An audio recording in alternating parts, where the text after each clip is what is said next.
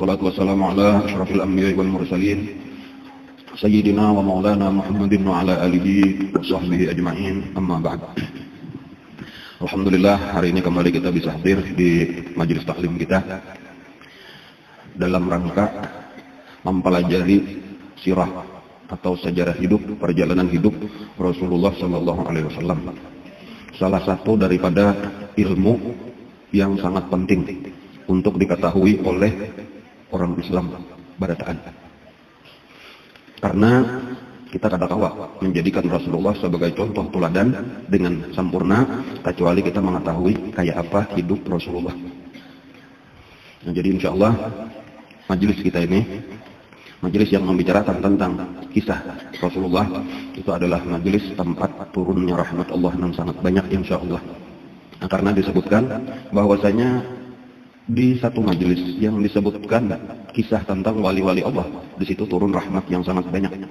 Jadi apalagi kalau yang dikisahkan adalah Rasulullah Sallallahu Alaihi Wasallam. Kumpulakan seluruh wali Allah Ta'ala dibanding lawan Rasulullah seorangan, itu kada kawa menyamai, hanya setetes air daripada lautan Rasulullah.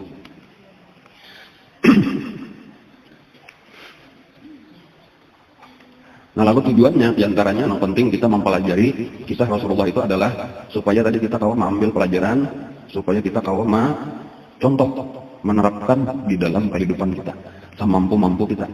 Jadi kadang-kadang sekadar kisah biasa, sekadar hiburan, tahu kisah menambah wawasan kata.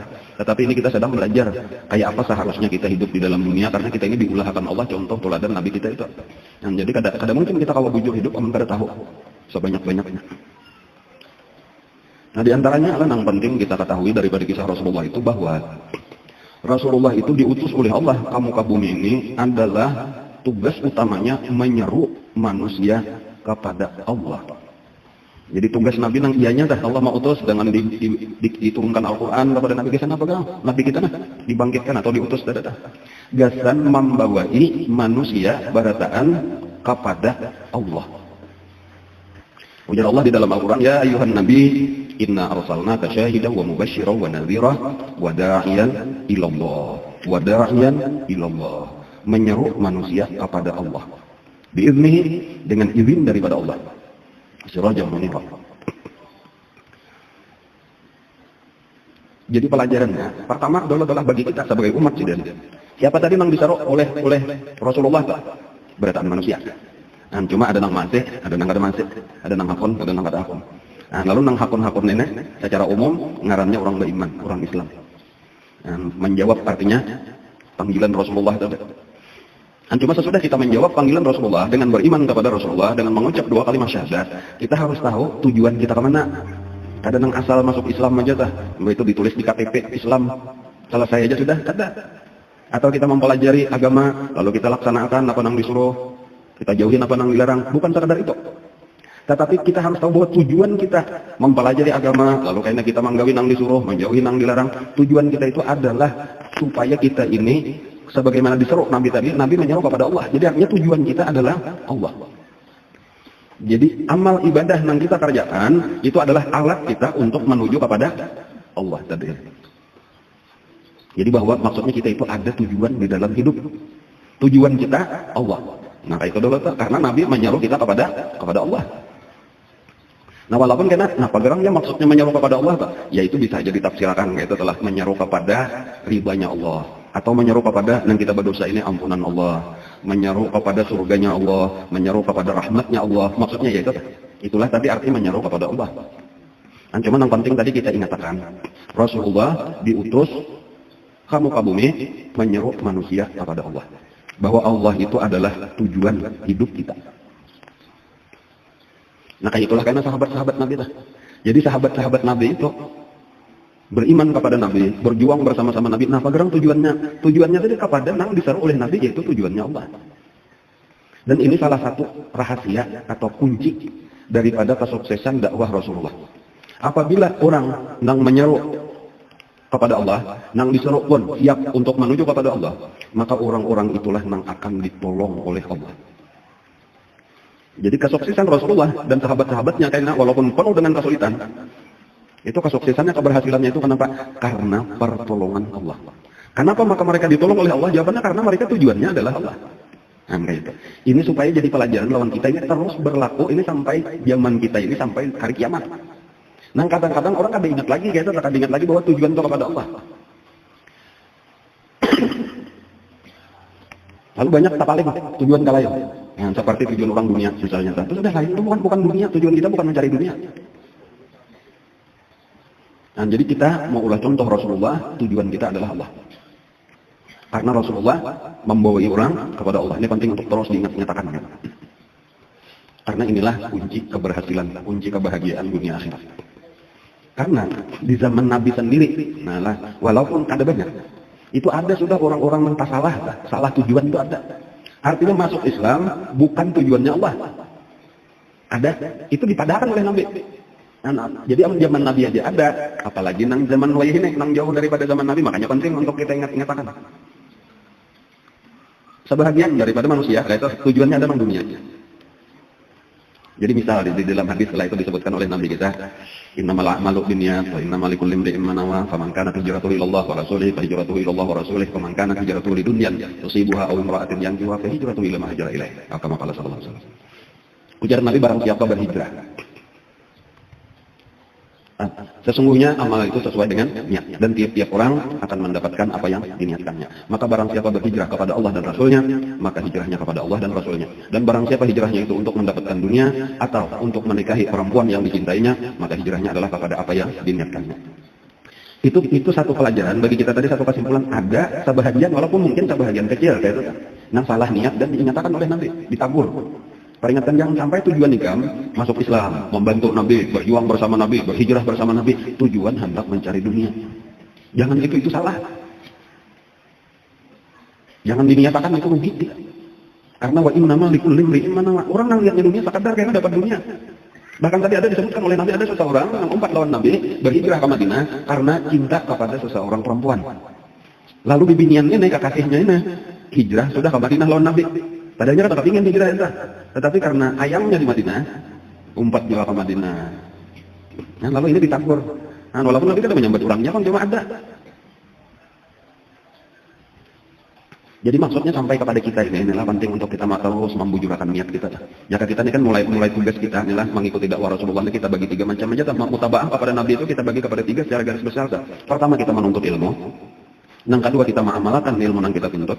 Kemudian yang ketiga, menyampaikan pulang ilmu ini menyambung, karena tadi amar ma'ruf nahi munkar, walaupun sekadar kepada keluarga kita, kepada anak-anak kita. Nah, di dalam 3 macam ini, untuk penting diingat, pegarang tujuan kita yang 3 macam ini, aku menuju Allah. Karena Nabi menyuruh kepada Allah dengan yang 3 macam inilah.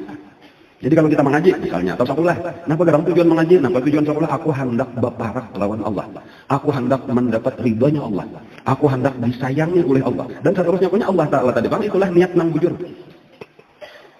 Itulah karena kita mengamalkan ilmu, nah apakah kita macam-macam ilmu yang kita amalkan, nah berwiridan, kita sembahyang, kita puasa, kita bersedekah dan seterusnya. Nah pegang tujuan kita, nah Allah. Sampai ke nama aja, misal jadi tuan guru, atau jadi guru, jadi pimpinan pesantren, pimpinan majelis taklim, macam-macam. Nah pegang tujuannya tak? Allah. Membawa orang kepada Allah, seorang pun mencari ridhonya Allah. Banyak benar, wajah ini tentang salah itu banyak benar. Nah diingat lagi tujuan mana? Ulah majelis taklim menyuruh orang itu bukan kepada Allah, tetapi kepada majelis taklimnya. Tahulah arti menyuruh kepada majelis taklimnya, nang penting supaya orang mengaji lawan aku. Bilanya orang mengaji ke lain, sarik. Dan amun tujuan lawan Allah, kapan-kapan kalau orang mengaji, nang penting orang tujuan sampai kepada Allah, yang sudah ada mesti lawan Allah. Atau pesantren enggak? Tujuan itu supaya orang sakulah di pesantren kok. Kayak apa caranya? Ketika orang kada hakun sakulah ke situ, tetapi orang sakulah ke pesantren lain, sarik.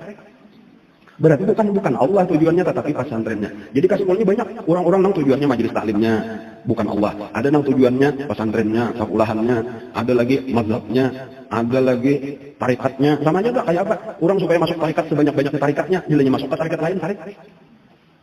Padahal berataan tarikat itu tujuannya kepada Allah.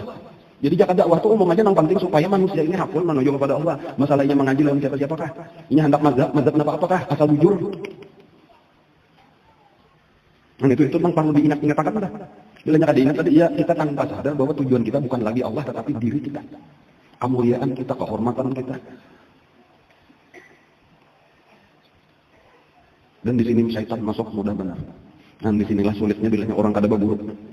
Walau alim, tetapi kada ada guru nang membimbinginya, kada ada nang mengingat-ingat akan. Ada pun apabila ada guru, ada syekhnya, ada murabbi mursyidnya, gurunya itulah nang memelihara hati muridnya tadi daripada godaan syaitan. Sehingga tetap nangaran kepada Allah tadi, atau bahasa ringkasnya, bahasa biasa di dalam tasawuf itu ikhlas, itu tetap terjaga. Ini bila kada masuk kelompoknya dimusuhi. Ada orang tujuan kepada Allah ya, berarti sama orang nang salah, sama nang memusuhi nang salah. Nah, jadi kita pun dijaga itu lah. Orang kada umpat kelompok kita, biar aja asalinya kelompoknya wujud aja juga tujuannya Allah juga, biar aja. Karena yang penting tadi supaya hamba Allah Ta'ala ini menuju kepada Allah, jalannya jalan mana-mana kah. Kecuali yang salah tentunya, menang sesat ya kita tabur bang, itu kada menyampaikan kepada Allah, itu sampai ke neraka, jangan umpat nang itu. Nah itu penting misalnya ini mengikuti ajaran nang kada ahlu sunnah wal jamaah misalnya kan. Sakulahnya di sakulahan nang kada ahlu sunnah wal jamaah kita tagur, bukan karena kita membolehkan kita, nang penting cari ahlu sunnah wal jamaah. Anak umat kami ahlu sunnah wal jamaah, tetapi banyak lagi ahlu sunnah wal jamaah nang lain silakan aja. Cuman kasih itu kada usah, itu sesat, itu bid'ah. Nah misalnya itu ada apa atau mengaji nang sesat, nah kita tagur jangan kasih itu mengaji, itu sesat. Itu bukan kepada Allah, itu karena neraka membawa. Nah cari nang bujur-bujur aja, majelis taklim nang ahlu sunnah wal jamaah. Nang insyaallah membawa kita kepada Allah. Nah itu penting untuk kita ingatkan data supaya menurut Nabi itu mulai minyaknya sudah bujur. Nah lalu kayaknya ilmunya pun ilmu nang bujur juga, ilmu nang ditinggali oleh Rasulullah. Kemudian Rasulullah itu ulang Nabi kita itu adalah paling mulia daripada seluruh nabi-nabi. Itu sudah kita tahu, kita ketahui adalah Nabi kita itu paling mulia daripada seluruh nabi-nabi. Lalu Nabi kita itu mengumpulkan seluruh sifat-sifat nang baik nang ada di dalam seluruh nabi-nabi dan rasul-rasul. Jadi seakan-akan nabi-nabi itu memang sempurna, nabi-nabi itu sempurna, tetapi nabi kita itu paling sempurna. Jadi sempurnanya sempurna aja juga ada boleh daripada nabi kekurangan. Tetapi dikumpulkan berataan nabi-nabi itu, nah disitulah diri Rasulullah. Bahkan di dalam diri Rasulullah itu ada sifat-sifat yang ada dimiliki oleh satu orang pun daripada nabi-nabi. Sementara apa aja kelebihan seluruh nabi-nabi itu ada di dalam diri nabi kita. Itu kehebatan Rasulullah. Jadi makanya kalau kita memperhatikan, kadang-kadang Rasulullah itu ada kelakuan cidin atau perkataan cidin mirip-mirip kayak Nabi misalnya kayak Nabi Isa, atau kadang-kadang kayak Nabi Ibrahim, kadang-kadang kayak Nabi Ismail dan seterusnya. Kenapa? Karena memang seluruh sifat-sifat di dalam diri nabi-nabi itu ada di dalam diri nabi kita. Jadi kalau misalnya Nabi disakiti, itu Nabi kada melawan. Kenapa maka itu Nabi Isa itu? Nabi Isa itu disakiti kada pernah melawan. Jadi itu nampak itu bagian daripada sifat Nabi Isa itu ada di dalam diri Nabi kita. Atau Nabi Ibrahim alaihissalam. Kayak itu juga. Lawan hamba-hamba Allah Ta'ala nang baik ya Allah, mereka ini orang baik, tarima. Beri rahmat, beri ampunan. Lawan orang-orang nang jahat, ya Allah mereka ini hamba-hamba Engkau. Kalau Engkau hendak mengampuni, silakan. Kalau Engkau hendak menyiksa, terserah karena hamba pian. Itu bisa juga Nabi kayak gitu. Bahkan kadang-kadang Nabi itu bisa juga bersifat keras. Kenapa maka Nabi keras? Karena ada nabi-nabi itu yang keras dan itu nampak juga di dalam diri Nabi kita. Jadi amun sakadar kita jangan sebahagian kisah Nabi aja yang kita ketahui, kita mengira Nabi itu kayak ini kayak itu. Padahal Nabi kadang-kadang kayak itu juga. Ada wayahnya, nang keras itu misalnya kan di dalam Al-Quran itu kisah Nabi Nuh alaihissalam. Nabi Nuh alaihissalam itu kan mendoakan supaya orang-orang kafir itu dihabiskan aja di muka bumi. Ada wajahnya kita. Rabbil tazar 'alal ardi minal kafirin dayyara. Ya Allah jangan ditinggalkan daripada orang kafir ini sebuah rumah pun. Innaka in tazarhum yudillu ibadak wa la yalidu illa fajiran kafara. Karena kalau engkau biarkan mereka akan menyesatkan kepada hamba-hamba engkau yang lain dan mereka itu tidak akan melahirkan kecuali orang-orang nang maksiat dan orang nang kafir. Jadi kadang-kadang bisa juga Nabi itu, bilangnya ada Nabi itu supaya kita tahu kayak itulah kisahnya. Kenapa? Karena Nabi kita ini kumpulan daripada sifat seluruh Nabi-Nabi yang baik-baik itu. Bahkan tadi tambahannya ada kelebihan Nabi kita yang ada dimiliki oleh seluruh Nabi-Nabi. Itulah makanya ujar Nabi innama bu'istu liutammima makarimal akhlaq. Aku ini diutus untuk menyempurnakan kesempurnaan akhlak.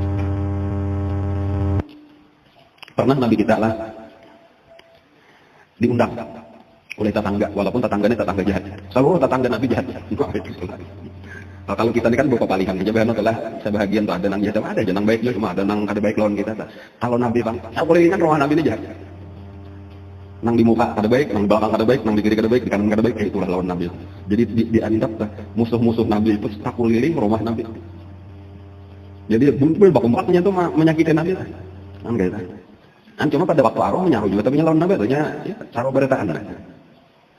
Jadi di antara tetangga Nabi nang parak itu di antaranya siapa nang kita sudah tahu Abu Lahab tetangga rumah. Ada lagi saikong tetangga Nabi ngarannya Uqbah bin Abi Mu'ayth. Ini kurang lebih aja juga lawan Abu Lahab tadi. Nangkat 7 mandaki sampah-sampah kotoran-kotoran ke halaman Nabi. Dan cuma pada satu hari orang ini tadi Arafah itu aja telah lalu Nabi empat salawat. Lalu orang makanan Nabi ke tempat makan. Nabi ke tempat makan. Sini aja Nabi. Dan ini dalam rangka dakwah Nabi lah. Sampai Uqbah itu tadi merasa supan kata dia nyaman namun tamu nih kada hakon makan. Saya suap kada hendak nanya. Sampai akhirnya memohon lawan Nabi. Ayo aku supan namun kada hakon makan sebagai tuan rumah. Aku je Nabi kada hakon makan kecuali ikam mengucap asyhadu an la ilaha illallah wa asyhadu anna muhammadar rasulullah. Bakaras Nabi kada hakon. Harapan Nabi mudah-mudahan ya hakon beriman. Jadi itu macam-macam cara dakwah. Walhasil akhirnya Uqbah bin Abi Mu'ayth itu mengalah. Supaya asal Nabi hakon makan. Walaupun Nabi tahun mah kita paksa benar cuma mudah-mudahan naik kayaknya salah jur, mudah-mudahan tenang penting kayak apa caranya dulu. Asal mengucap 2 kalimat syahadat. Lalu mengucap 2 kalimat syahadat, lalu Nabi makan. Nah, sudah. Lalu tahbar. Nah, tahbar beritanya ke mana-mana tuh bahwa Uqbah tetangga Nabi satu-satunya tetangga nang hakon membaca 2 kalimat syahadat. Lalu datanglah kawannya. Kawan paling akrab daripada Uqbah. Ngarannya Ubay bin Khalaf. Nah, jadi ini nang bakawan paling akrab tadi kayak badang sanak berdua. Dan Ubay bin Khalaf ini salah satu tokoh Quraisy juga, tokoh nang besar juga daripada Quraisy. Ini datang lalu sarik benar lawan Uqbah tadi. Bujuran kah? Ikam mengucap 2 kalimat syahadat. Ujar Uqbah, aku marga tapaksa benar aja. Aku sebenarnya kada umpat masuk Islam. Ya, cuma aku ngalihnya kada aku makan. Tapaksa asal aku makan cuma kada aku sekedar mengabulkan keinginannya benar aja. Bujur ikam kada masuk Islam, bujur kada. Nah, kalau ikam bujur dan ikam masih hendak bakawan lawan aku dan bakawan lawan kami, tokoh-tokoh Quraisy harus buktikan. Apa ujar Uqbah, aku mau buktikan. Ludahi muhanya Nabi Muhammad. Dan padahal kan dia kan dusta. Nah, lalu bingung si Uqbah. Tetapi kayak itulah tadi. Padahal sudah berada di tengah-tengah. Salah jurakanah masuk Islam. Ambil bakawan Abu Jahal, Abu Lahab, siapa tadi Ubay bin Khalaf, atau bergabung dengan tokoh-tokoh Quraisy memusuhi Nabi kita. Akhirnya memilih bergabung dengan orang Quraisy dan bersedia memusuhi Nabi kita. Maka waktu itu Nabi kita di Parak Ka'bah, didatanginya, lalu dipadahkannya, wahai Muhammad, engkau pendusta, lalu diludahinya Muhammad Nabi kita. Dan itu contoh kesakitan tentang dirasakan oleh Rasulullah. Dan lalu beberapa hari kemudian, pada saat Nabi kita sambahyang, Nabi kayak itulah tadi sudah perintah terang-terangan, Nabi kita sambahyang di Ka'bah. Dan Nabi kita bilanya sambahyang lawas, sujud. Pada waktu itu ada orang menyembelih unta atau sapi lah. Dan biasa menyembelih itu antara 2 patung, antara patung Ishaq dan Nailah. Lalu dibelah parutnya, lalu diiris-iris dagingnya kayak kita bakar benda. Dan waktu itu kumpulan beberapa orang tokoh-tokoh Quraisy. Lalu ada di antara tokoh-tokoh itu nang berucap, siapa nang wani maandak parut unta ini ke kepalanya, ke awak Nabi Muhammad waktunya sujud. Disitulah Uqbah tadi sudah terlanjur orang sasaknya lah. Supaya membuktikan bahwa ini bujur kawan daripada tokoh-tokoh Quraisy, aku bersedia ujar Uqbah. Dan lalu diangkatnya lah itu paparutan unta tadi. Dan lalu dibawanya kepada Nabi kita. Di waktu Nabi kita sujud, diandaknya lah itu di belakang Nabi kita menutupi kepala Nabi kita. Dan Nabi kita tahu sejak dia sujud itu ada mengangkat-angkat ke kepala Nabi.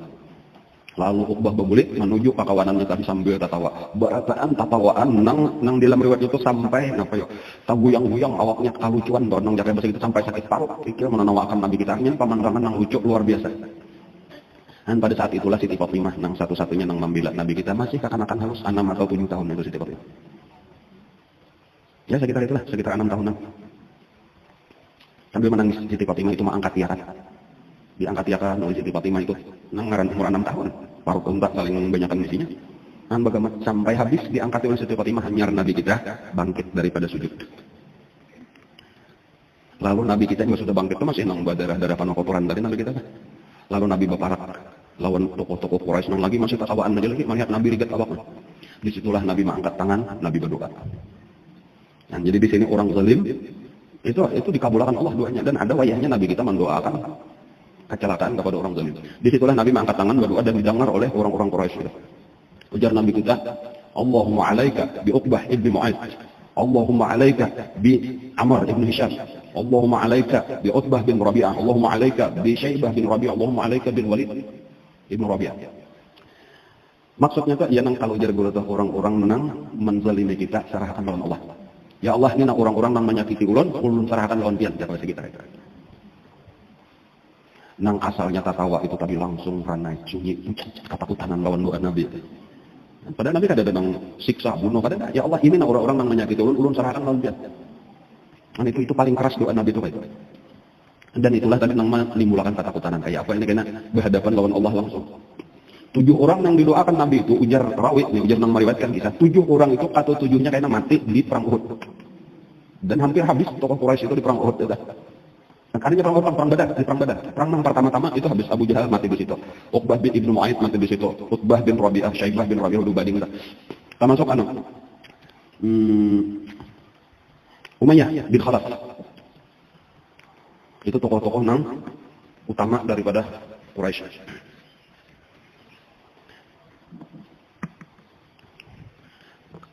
Nah, lalu sampai akhirnya kesakitan tadi menimpa sahabat-sahabat Nabi, luar biasa. Pelajaran daripada salah satu pelajaran daripada ini, bahwa memang untuk dekat kepada Allah, tadi untuk mencari ridha Allah, untuk mencari martabat yang tinggi di sisi Allah, itu kada gampang. Jadi jangan pernah kita berharap asal kita ini bujur, tujuan kita Allah, tadi tentang mengikuti Rasulullah dah.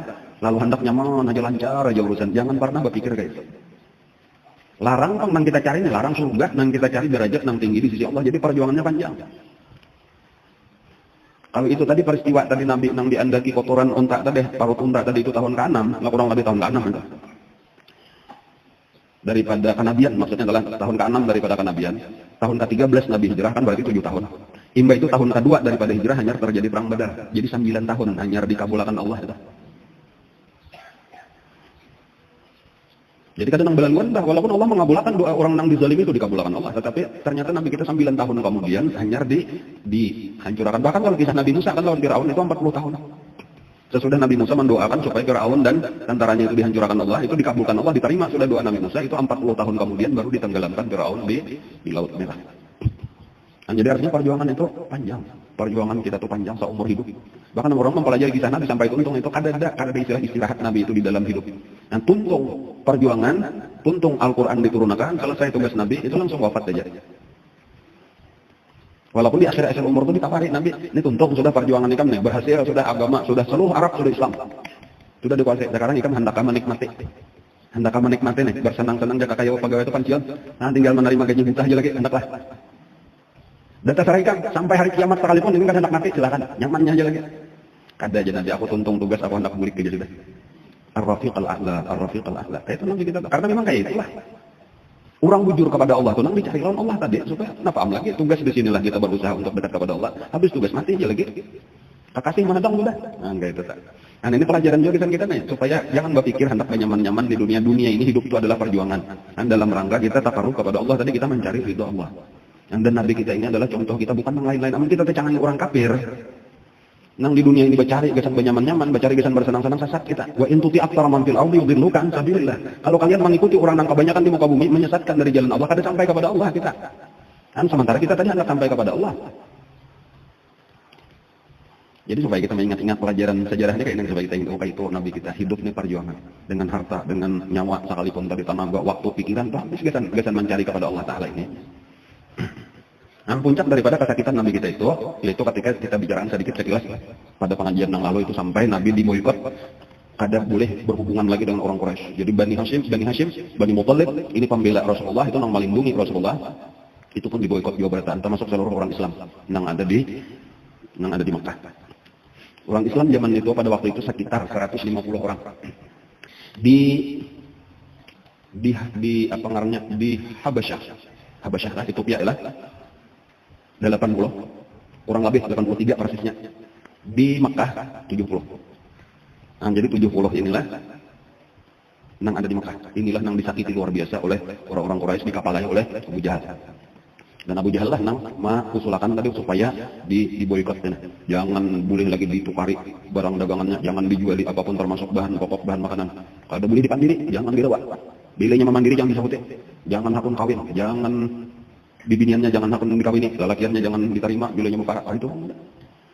Lalu mendapatkan kesakitan yang luar biasa, dan itu berlangsung selama 3 tahun di Syi'ib Abi Thalib, di belakang Jabal Abi Qubais di situ. Disitulah Abu Thalib itu beserta dengan seluruh keluarga, kawan-kawan, walaupun Abu Thalib pada masuk Islam lagi. Nah itu berkumpul supaya kita kawat saling bertolong-tolongan. Nah lalu nang dimakan ya ada, tapi nyata masihnya dengan kesakitan sesakit apapun pertolongan Allah tetap ada. Nah, cuma kadang-kadang kita belum ingat dengan pertolongan Allah tetap ada.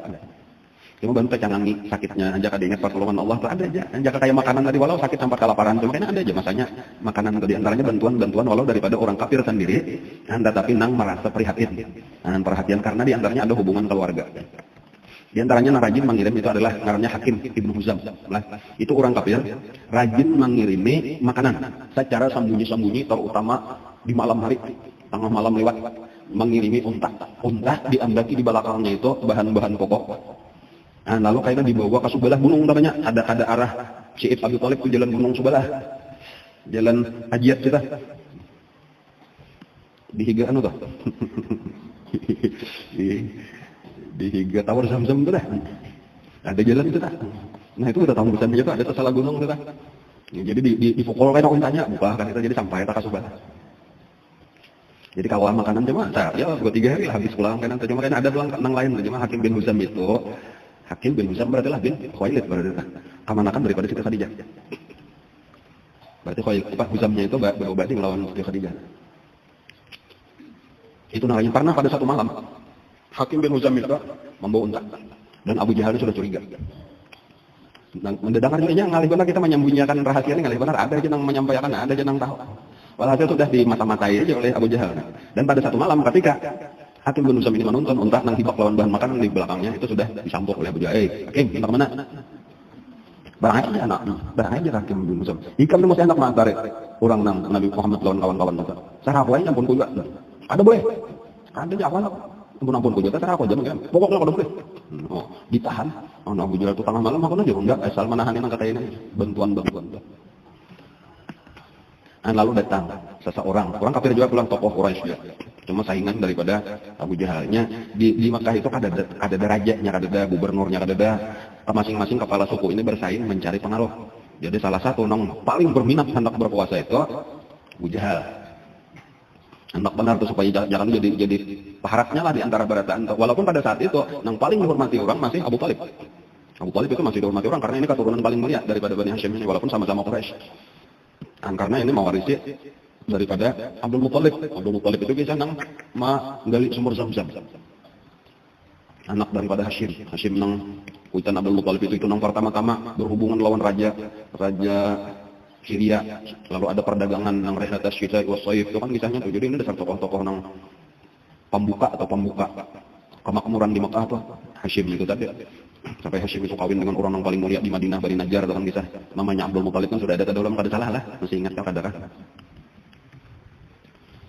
Datang Abul Bukhturi. Jadi Abul Bukhturi ini salah satu daripada orang-orang nang pimpinan suku yo hendak mencari saingan lah oleh bertiga nang masih sebenarnya anom aja kada nang tahu benar kan.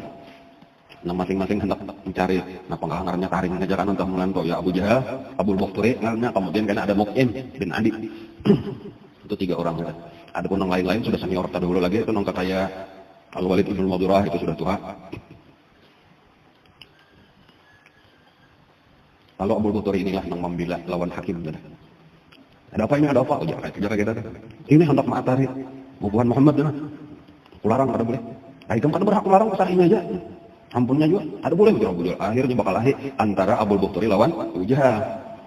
Lalu bakal lahir benar enggak? Abu Jahal. Sampai akhirnya kalah, siapa yang kalah nak? Abu Jahal kalah.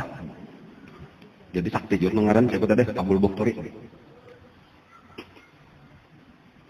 Dan itulah penyebab apa? Ini di antara pelajaran juga itulah. Nabi kita nang kakak itu sampai beritakan muslim itu dinyatakan Nabi itu kebaikan-kebaikan walau orang kafir sekalipun. Dan gitu orang-orang yang pernah berjasa atau membela membantu Nabi di dalam kesulitan diingatkan oleh Nabi. Nah, lalu Allah hanya disuruh, ayo hakim bawa terserah Hikam menjadi hanya Abu Jahal bulik kedua nila lagi Allah sudah lawan Abul Bakhturi. Sampai kurang lebih 3 tahun. Allah di pengarangnya tadi di boykot itu tadi kesakitan luar biasa, apalagi menjelang tahun ketiga. Bilang kada ada jalan lagi, yang merasa kelaparan luar biasa nang kita kisahan sampai makan daun-daun. Sampai ada nang tongkat jadi random supaya lama supaya dimakan. Ketika kada ada makanan. Nah, lalu Allah Ta'ala ini ada aja pertolongan di saat kesempitan itu ada pertolongan. Itu bermula daripada seorang kerabat. Lah kerabat juga artinya kerabat daripada Nabi dan keluarganya ini, walaupun masih kafir, itu nang penuh perhatian nih. Artinya ini sadang sudah 3 tahun ini lalu juga ya. Nah, jadi lalu sebenarnya orang Quraisy sendiri itu ada nang perhatian, itu nang masih beisian hati nurani lah atau maras juga, melihat kula-kula seorang juga bertani kula-kula seorang aja. Ini kan Quraisy ini satu keturunan aja nah daripada sihir. Betamu berataan Quraisy itu betamu di sihir. Ismu Quraisy. Nah, cuma ke bawahnya ini pulang nah. Tak bagi-bagi suku-sukunya atau berataan di Quraisy itu betamunya. Jadi bakulah aja sabarataan. Nah, lalu ada nang maras. Nang pertama-tama itu nang tak pikir nang kada tahan lagi manahani marasnya nih hendak ampihi untuk di boykot ini tadi ngarnya Hisham. Hisham bin Amr min Bani Amir min Lu'ay. Nah, Hisham ini berpikir kayak apa caranya nah. Karena kan itu tadi Abu Jahal itu di kesepakatan untuk memboykot itu ditulis dan digantung itu kulit unta itu di dalam Ka'bah. Bahwa disepakati oleh seluruh Quraisy kada boleh berjualan, kada boleh manupari, kada boleh kawin, kada boleh berawaan, macam-macam itu tadi itu ditulis dan digantung di dalam Ka'bah. Lalu kada ada nang waninya karena bila-bilanya wani berarti sama lawan menentang seluruh suku Quraisy. Nah, dan itu berlangsung kurang lebih 3 tahun. Nah, lalu Hisham inilah Hisham bin Amr ngaranna. Ini termasuk salah satu daripada orang yang rajin juga sebenarnya mengirim makanan secara sembunyi-sembunyi karena ada kerabat juga. Hisham bin Amr.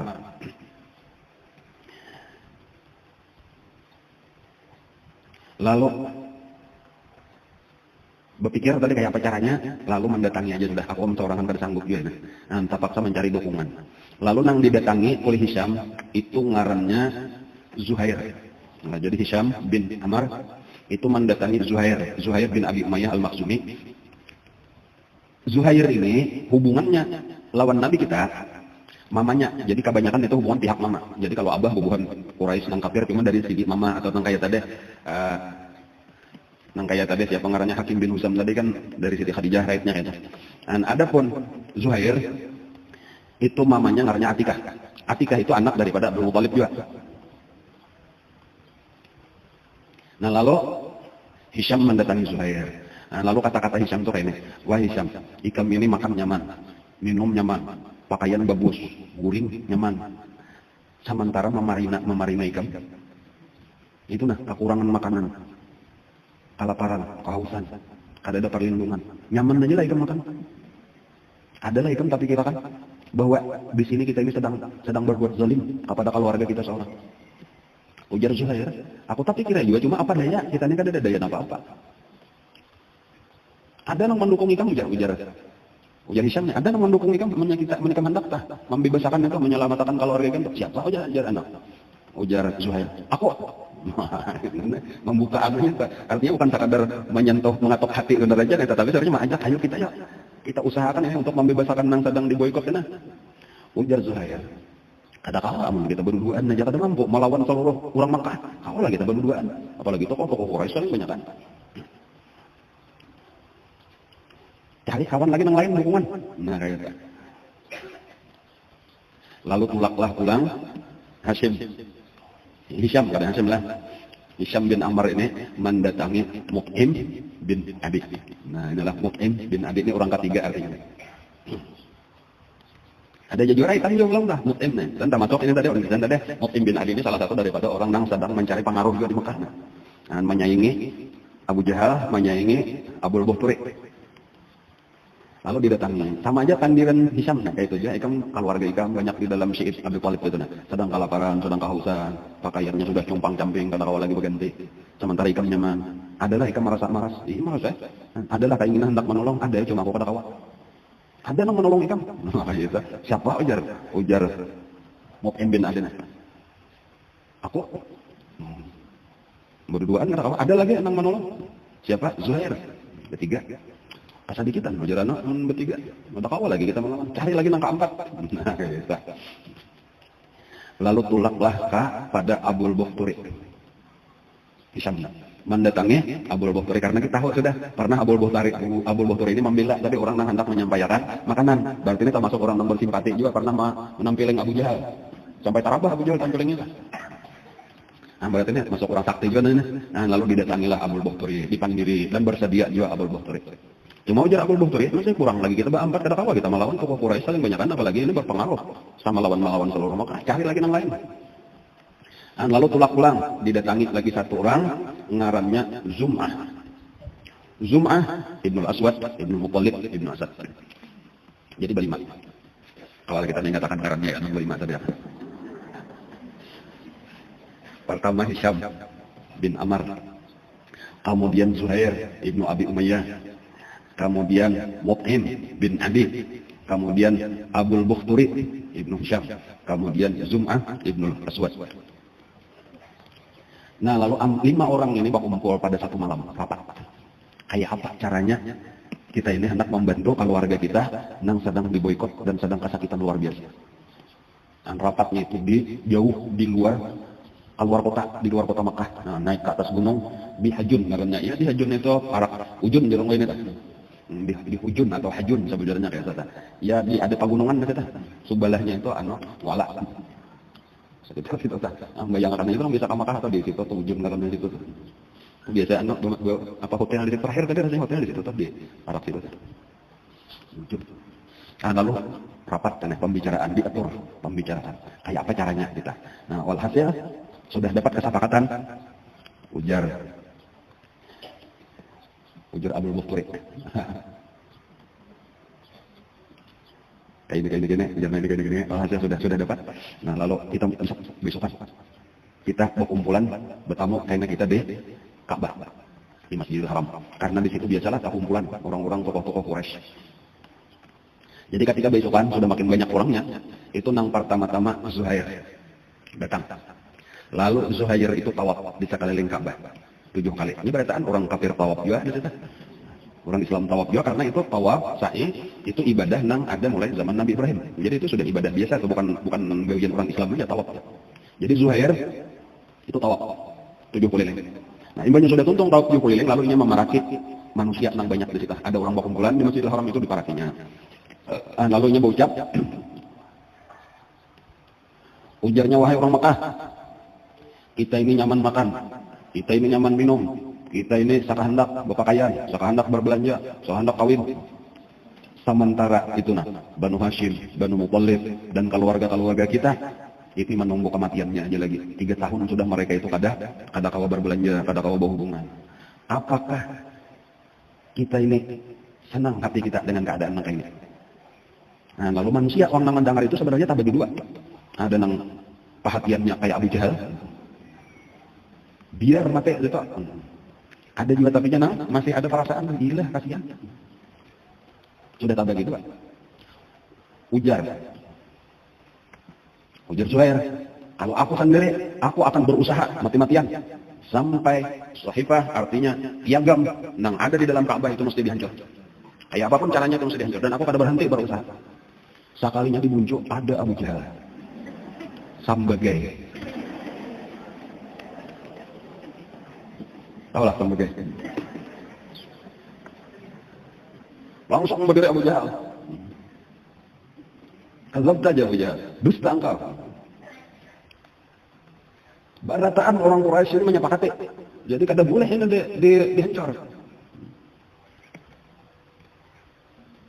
Ada boleh dirobek itu piagam.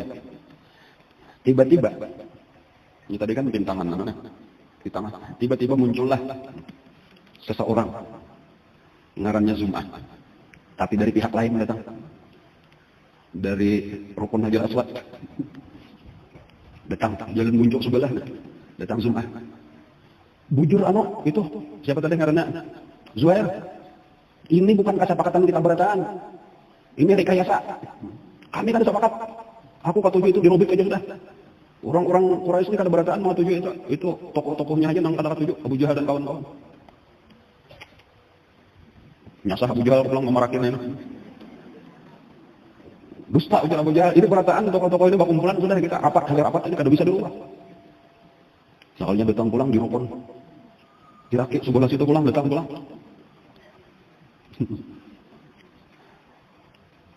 Abul Bukhturi. Bujur Abul Bukhturi, bujur Sum'ah, bujur siapa tadi Zuhair. Kami kan sepakat, kita robek aja sudah.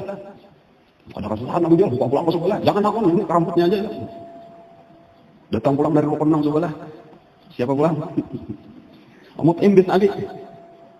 Ujar Mut'im bin Abi, kita robek aja sudah. Ini zalim ngarannya, ini bukan akhlak kita. Pokoknya kayak itulah tuh. Ada Abu Kahan Abu Jahal punya sahih. Dan orang-orang banyak pun mulai terpengaruh sudah. Jadi walaupun asalnya tadi sepakat dengan Abu Jahal, tetapi mendengar ini banyak orang mendukung ini bujur juga. Di sinilah satu pelajaran, yaitu di antaranya itu kalau secara ilmu politik karena lah kadang-kadang orang nang sedikit itu apabila teratur itu anunya tuh apa ngarannya nih kaidahnya tuh itu sedikit tapi teratur itu bisa kau mengalahkan nang banyak nang kada teratur. Nah kayak itu kesimpulannya tuh. Jadi teratur tuh penting benar kada kawa kita nang ini kasih itu masing-masing bilanya kada ada kepala, kada ada pimpinan, kada ada kesepakatan itu kita kada pernah berhasil apa-apa di dalam perjuangan. Tetapi ketika kita sudah rapat, tadi kita atur, bujur-bujur kita susun, tugas dibagi, bujur-bujur. Itu kalau kita kada banyak, kita kawa mempengaruhi orang banyak, kita kawa berhasil. Kan gitu, itu salah satu pelajaran. Jadi Abu Jahal dengan seluruh tokoh-tokoh yang lain saling banyak kan. Ditambah seluruh masyarakat, maka pulang orang Quraisy jatuh kalah dengan orang nang Baliman ini. Pengaruh nang Baliman ini luar biasa. Dan pada saat terjadi kekacauan itu, datanglah Abu Thalib. Abu Thalib datang. Kenapa maka Abu Thalib datang? Abu Thalib itu diperintah oleh Rasulullah. Wahai paman, itu orang Baliman di situ berusaha untuk merobek piagam. Datangi, ini lagi kacau. Nabi takut. Padahal jauh kok. Syekh Abu Thalib itu jauh benar lawan Ka'bah itu jauh benar karena Syekh Abu Thalib itu disubalah daripada Maulid Nabi. Jauh itu pada Maulid Nabi itu. Padahal Maulid Nabi itu panjang ulang tak. Hanya Safa Marwah, sebelah Safa Marwah hanya Ka'bah jauh benar tak, Pak. Setengah apa lah lebih lah. Bisa bersakal. Pokoknya mana ada jalan.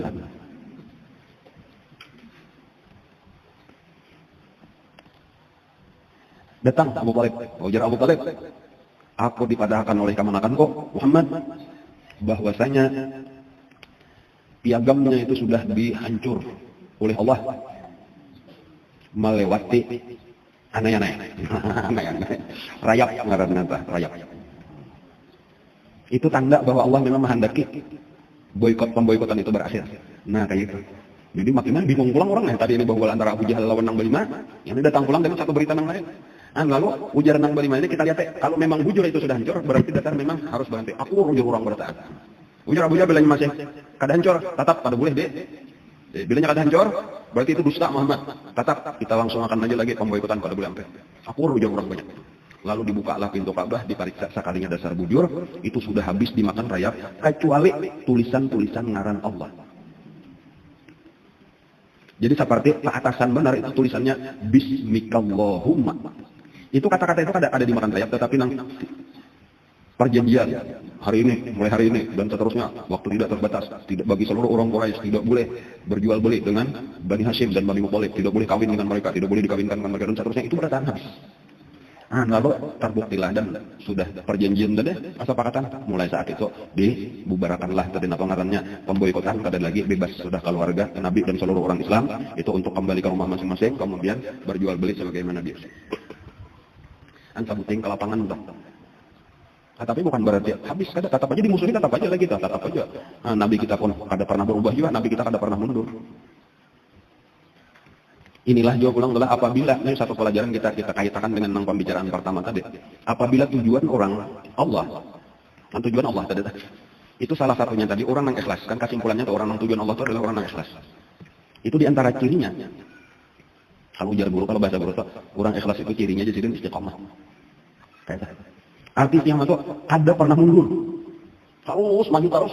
Nangka kayak apakah rintangannya dah? Ada pernah menyerah. Kenapa? Kenapa maka itu? Karena apapun halangan itu, seapa aja beratnya, itu akan menjadi kecil dibanding dengan tujuan kita, yaitu Allah. Kayak itu. Jadi lalu kan apa lagi? Karena kita tujuan paling hebat sudah. Jadi lalu halangan, makanya apa kegenalnya? Nenggena itu jadi halus ketika kita banding dengan tujuan kita. Dan itu kita bandingkan orang-orang mencari dunia atau apa kalah. Misal orang hendak mencari intan, mencari emas, itu ngamal kalau menambuk tanah, mau macam-macam panas, tapi ketika tabayang tujuannya emas, tujuannya intan, berlian, nah lalu ada apa-apa. Atau kita menambah, misalnya, kenapa maka hakon aja ambil upah? Karena kita memandang ada tujuan, yaitu upahnya tadi.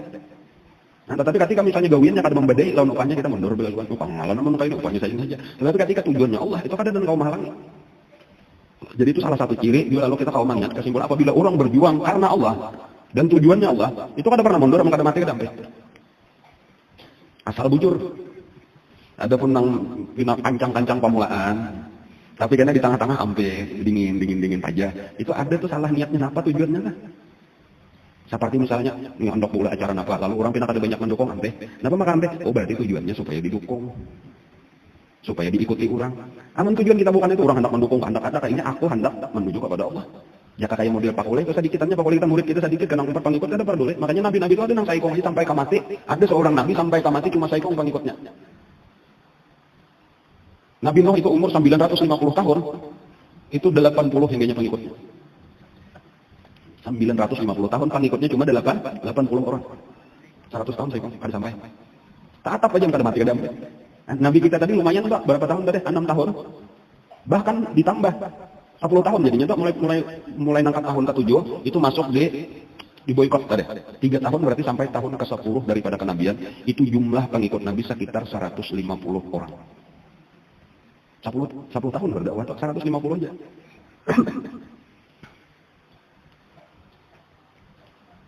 Jadi terus maju dari itu. Kayak itulah Nabi datangi kabilah ini. Cuma tatap pulang Abu Lahab. Kakaknya dahulu juga ada bohong. Di mana Nabi ada, disitulah mengiringi. Bilanya Nabi memandiri satu kabilah, satu kaum, itu menjauh Nabi kita dipandirinya pula. Jangan diikuti apa ujarnya tadi, itu pendusta. Kami ini pulanya, kami paling tahu. Jawabannya, inya bujur, sudah tak dulu kami 4.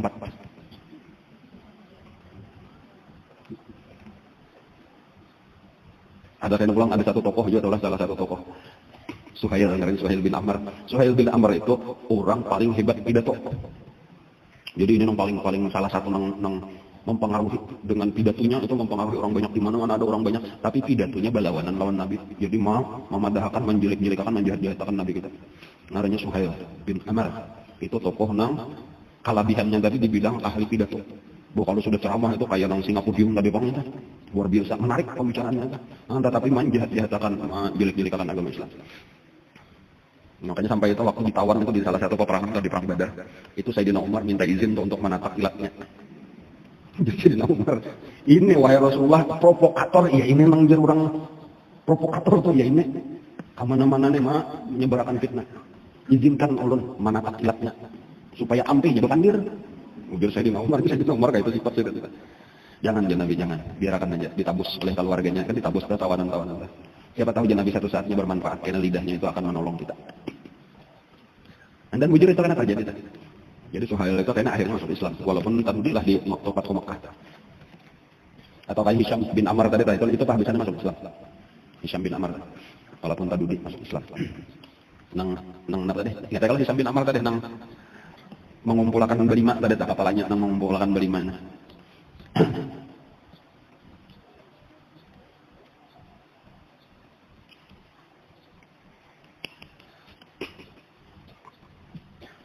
Nabi berdakwah lah sesudah keluar dari tapi kelihatannya ada lagi bertambah. Jadi 150 itu bertambah kada orang kada. Jadi ada wayahnya tuh batas maksimal sampai yang sudah ke batas maksimal. Nang kafir tetap kafir, nang beriman tetap beriman. Sia-sia modelnya dia sudah tutup tadi. Talingan mereka tuh tutup, hati mereka tutup sudah nang kayak apakah sampai melihat mukjizat. Jadi itu mukjizat sudah dinampakkan macam-macam mukjizat tuh termasuk bulan-bulan. Macam-macam yang lagi, saling banyakkan macamnya apa? Pohon bekandir, pohon berjalan, itu sudah saling banyak macam. Tetap ada iman lagi. Nabi tak mimpi lah pada satu malam.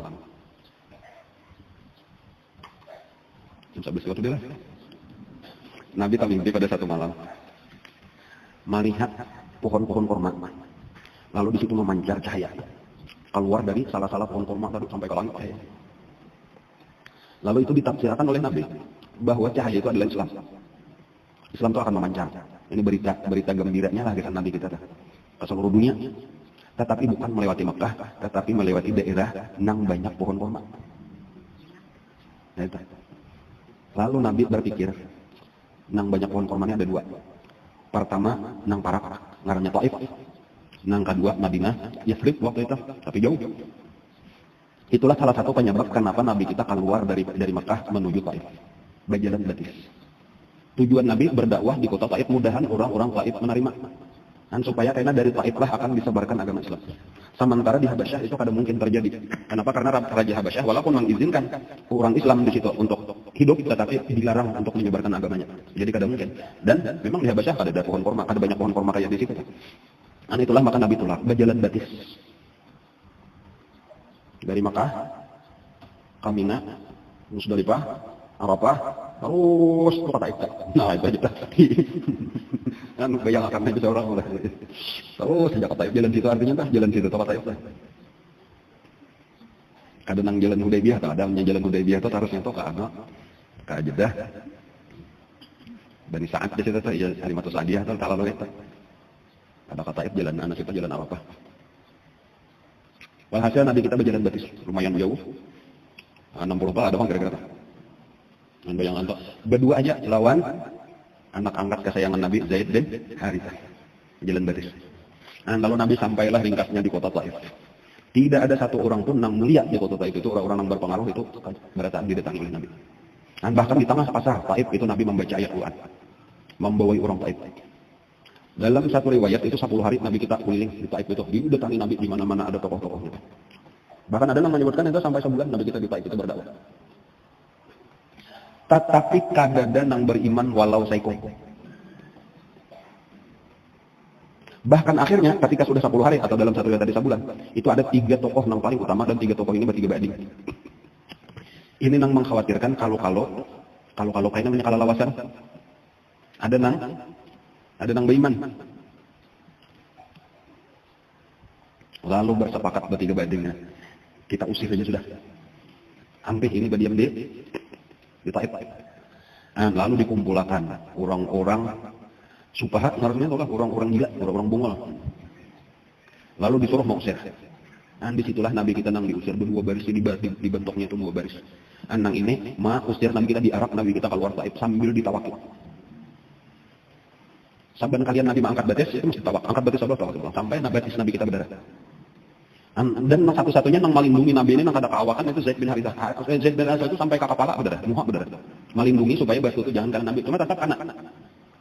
Angka itu kesakitan Nabi kita itu diusir dari Taif tanpa ada nang beriman saya kongkong. Sampai keluar dari kota Taif hanya rampeh. Sampai batas Taif hanya rampeh orang-orang nang sufaha ada deh menawaki Nabi.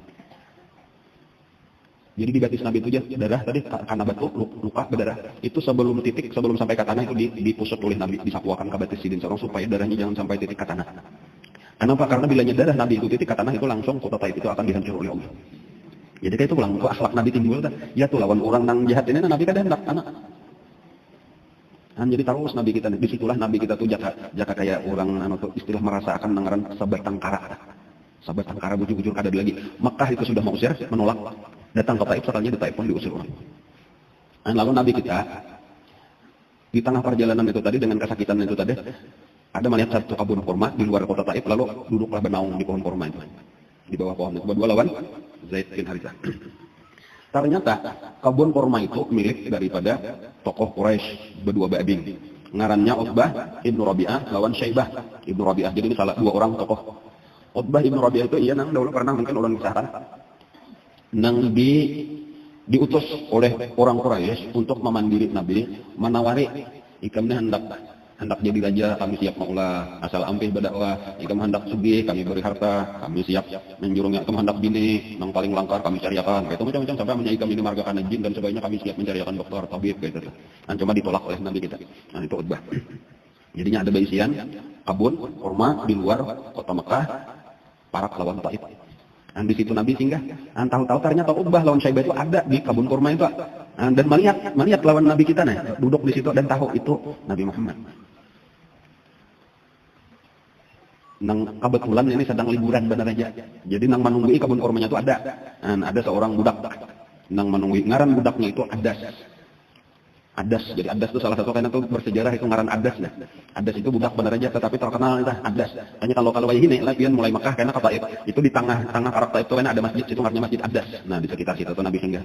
Jadi itu sampai jadi ngaran Adas itu jadi ngaran. Jadi ngaran masjid tuh diabadiakan orang sampai ini ada Masjid Adas ngaran Arab itu. Jadi ujar Utbah nih, asam maras juga kalau melihat nih artinya. Padahal tadi orang-orang Quraisy itu diantaranya ada mengirim utusan juga. Di saat Nabi dakwah di Taif itu ada orang Quraisy, orang kafir mau mengirim utusan ke Taif supaya memprovokasi orang-orang Taif supaya jangan apa. Itu salah satu penyebab juga kenapa maka orang Taif kada denang beriman lawan Nabi. Karena ada nenang kuliling-kuliling kemana-mana Nabi mendatangi itu sudah didatangi Nabi didatanginya. Jangan hakonlah beriman lawan itu. Nya sudah di Makkah itu kami kada denang nasinya. Jalannya bagus sudah ada orang Makkah ada bubuhan ikan. Itu kata-katanya terhadap orang Taif. Nah, lalu Syaibah tadi ini sebagai kekerabatan saja sama-sama orang Quraisy, Maras juga melihat Nabi itu. Lalu menyuruh matahari buah kurma lawan buah anggur. Jadi situ ada kebun kurma, ada kebun anggur lawan banyu. Nah, atari itu waya Adas tuh nah, itu orang kauyuhan dah. Nah, atari. Nah, lalu Adas inilah membawakan kurma, membawakan anggur, tadi membawakan banyu putih lawan Nabi kita. Jadi lalu nih barian daripada majikan kok tuan kok silakan dimakan. Nah, sementara orang singgah di kebun tadi. Jadi Nabi di situ. Lalu Nabi menjemput anggur dan diambil Nabi. Lalu Nabi membaca Bismillahirrahmanirrahim. Jadi Nabi lalu disuap Nabi. Lalu takajub Adas mendengar Nabi membaca Bismillahirrahmanirrahim. Ujar Adas, aku kan pernah mendengar orang sini membaca bacaan kayak itu. Bacaan apa ini? Bismillahirrahmanirrahim hendak makan dah. Nah. Ujar Nabi, kamu siapa? Dan ikan dari mana? Ujar budak itu tadi, ulun ini Adas. Agama ulun ini Nasrani. Ulun berasal dari Ninawa. Nah, Ninawa atau Nainawa. Di mana itu Nainawa atau Ninawa? Ninawa itu di utara Irak. Di utara Irak. Para laut sudah. Ya kada paham para benar kayak Banjarmasin laut lah modelnya. Para kita nih. Aja Nabi dari Nainawa. Nainawa itu ya Nabi itu kotanya seseorang saleh. Itu kota orang saleh yaitu Yunus ibnu Matta.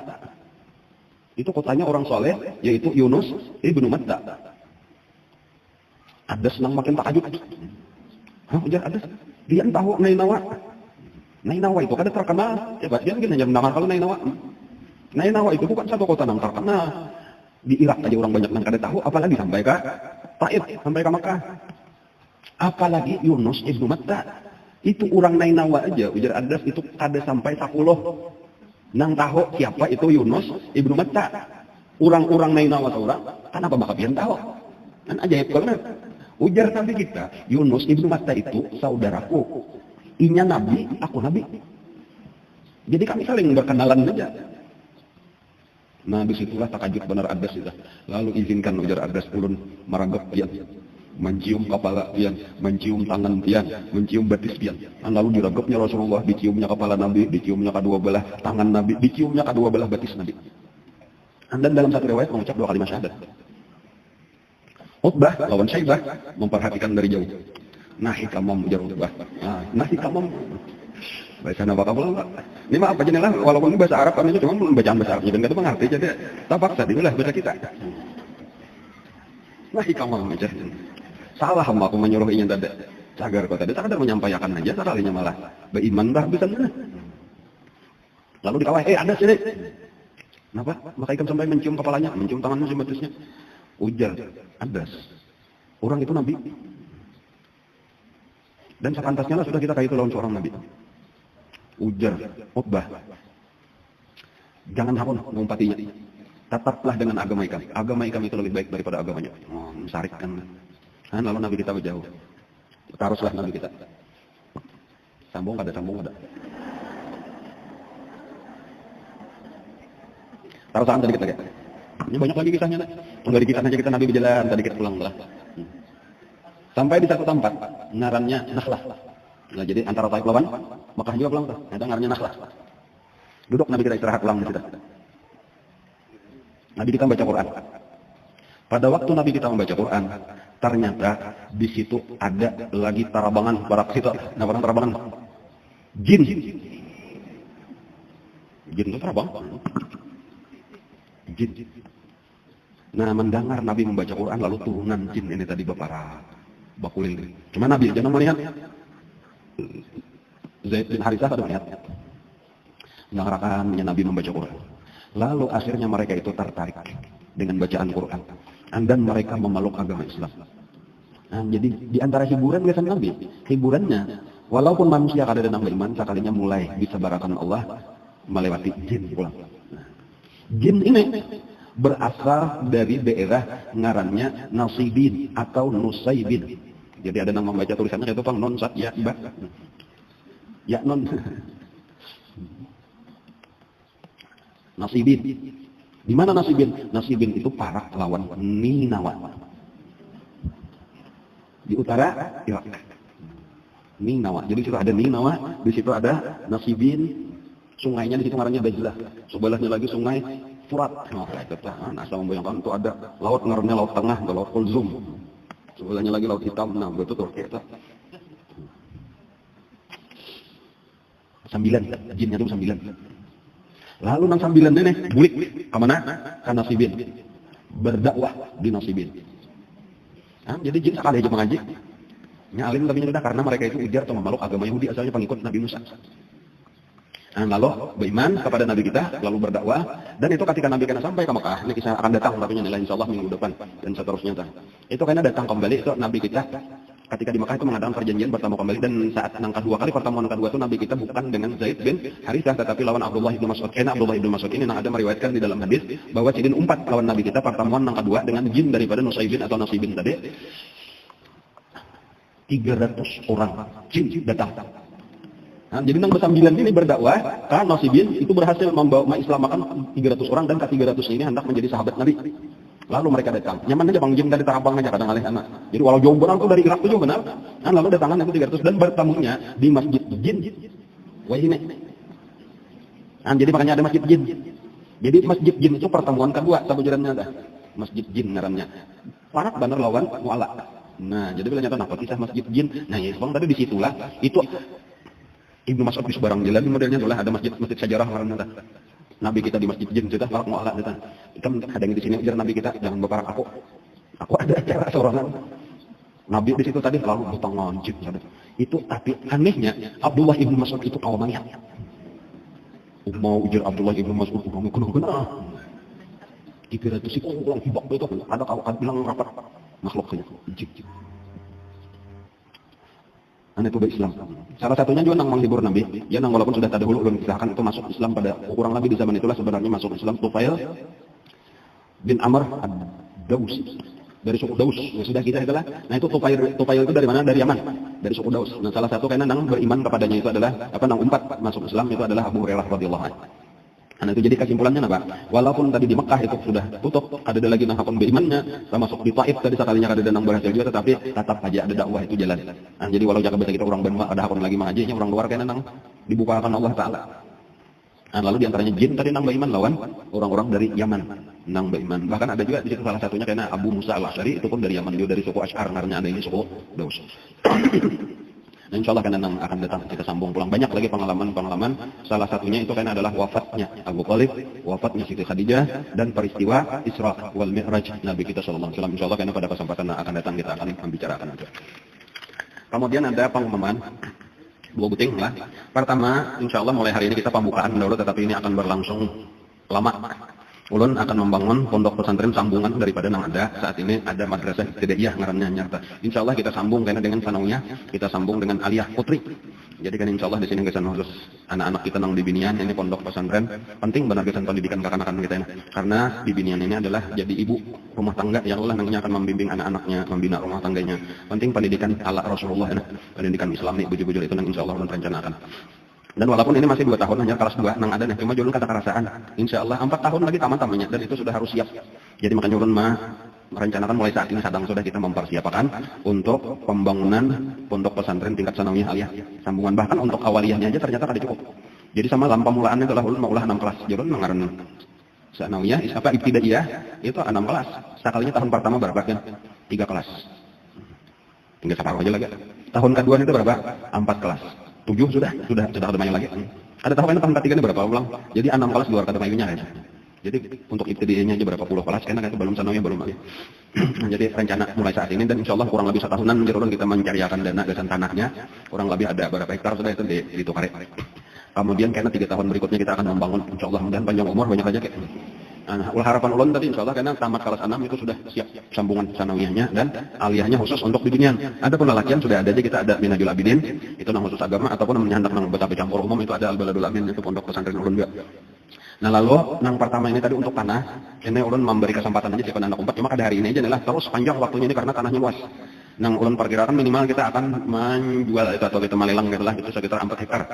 4 hektar itu berarti 40.000 meter persegi. Banyak banget dah. Nah cuma siapa hendak mau katakan, ada kawah hari ini, minggu dudi, bulan berikutnya masih panjang aja karena banyak aja. Harga tanahnya itu sudah termasuknya banyak belukar tanah, tabingnya bilang habis sudah di sana. Jadi belukarnya aja lagi, cuma belukar tapak-tapak kita siring, kita uruk. Itu dihitung-hitung sudah sekitar 60.000 rupiah per meter, atau sekitar 17.000 sekian seburungannya kalau lawan tanah urukannya itu sudah dihitung gitu.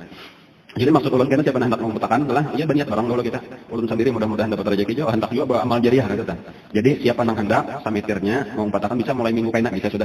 Itu ada disediakan standnya di situ tempat menerimanya 60.000 rupiah per meter. Cuma nang kurang diterima aja juga.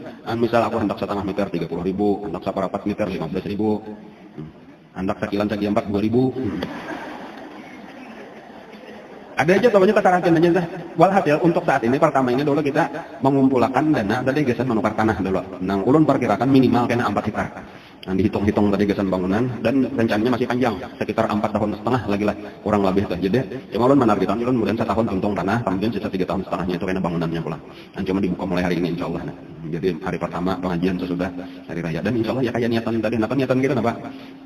Gagasan Allah Ta'ala aja tujuannya nih menuju kepada Allah nih, perjuangan kita mendidik anak-anak generasi yang akan datang dan mudah-mudahan makin parah lawan jalannya Rasulullah.